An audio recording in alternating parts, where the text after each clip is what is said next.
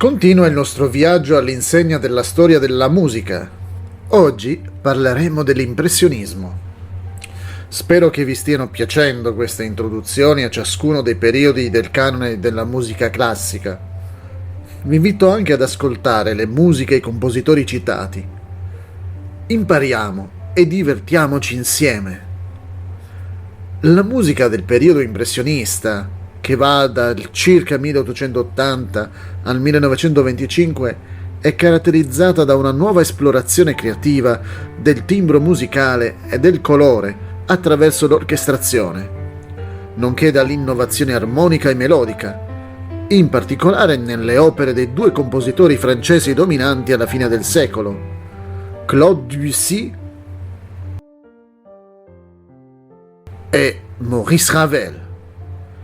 Con connessioni metaforiche con l'omonimo movimento nelle arti visive, Debussy e Ravel, così come Paul Dukas, Erik Satie, Manuel de Falla e altri compositori che caddero sotto l'incantesimo impressionista, esplorarono nuovi suoni attraverso tecniche come triadi parallele e scale intere, nonché abbracciando vari argomenti impressionisti e, in generale, rompendo audacemente le convenzioni dell'era precedente del dominio tedesco romantico. Questa breve storia dell'impressionismo è la nuova puntata dedicata ai periodi principali della storia della musica. Vi invito a esplorare e scoprire i numerosi compositori e le numerose opere che esaltano ciascuna epoca, senza dimenticare alcuni degli artisti che in modo eccezionale continuano a eseguire tuttora le musiche del passato, allietando le nostre orecchie moderne. Voglio citarvi queste parole di Claude Debussy.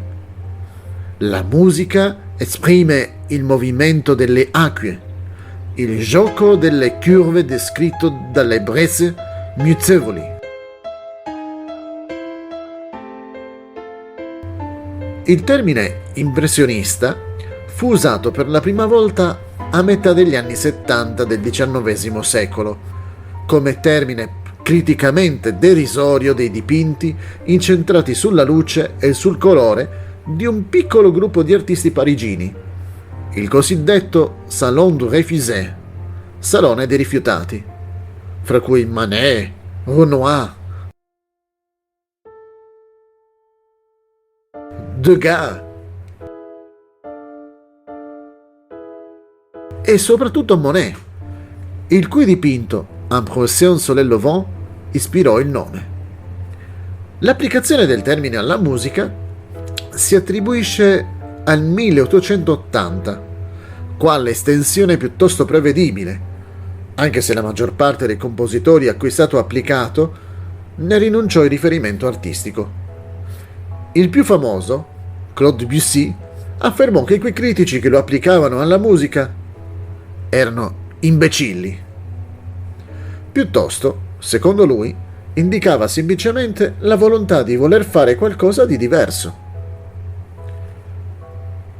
Nonostante tali disapprovazioni, tuttavia, ci sono effettivamente premesse estetiche e tecniche che collegano l'impressionismo visivo a quello musicale, che possono essere identificati empiricamente.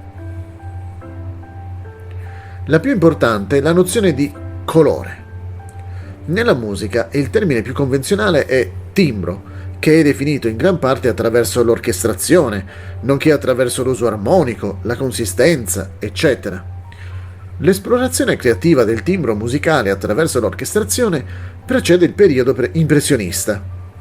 Comunque, soprattutto questa generazione aprì il timbro come parametro di primo livello, da sfruttare e perseguire così com'era. In opere orchestrali come La Mer de Debussy o Daphne e Chloé di Maurice Ravel, l'uso insolito o le combinazioni di strumenti, in particolare a livelli dinamici morbidi, sono una caratteristica comune e danno alle opere un suono distintamente coloristico, aprendo nuove possibilità ai compositori successivi.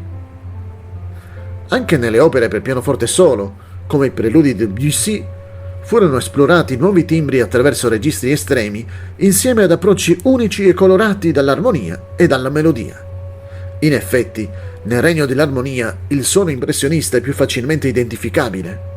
Attraverso tecniche come triadi parallele, scale intere, sfocatura dell'identità tonale, accordi estesi o cromatici, in nona, undicesima, tredicesima, eccetera.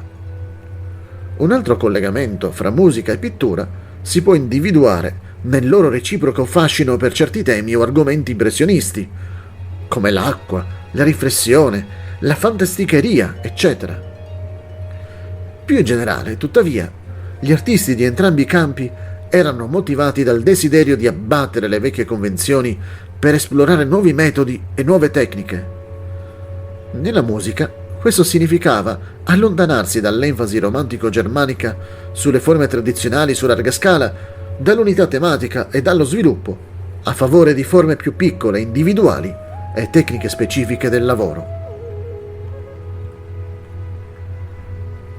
Oltre ai giganti del periodo impressionista, ovvero Debussy e Ravel, altre figure associate al movimento includono i compositori francesi Erik Satie e Paul Dukas, lo spagnolo Manuel de Falla e l'americano Charles Griff. Solo fino a una certa misura ne fanno parte anche Karol Szymanowski, Ralph Vaughan Williams, Frédéric Delius e Ottavino Respighi. Fra i compositori definibili come precursori o ispiratori dei successivi sviluppi impressionisti figurano in particolare Modest Mussorgsky, Alexandre Scriabin e Gabriel Fauré, oltre a Emmanuel Chabrier e César Franck. Inoltre, le tecniche e le sonorità impressioniste hanno avuto un grande richiamo fra compositori e interpreti jazz come Bix Beiderbecke,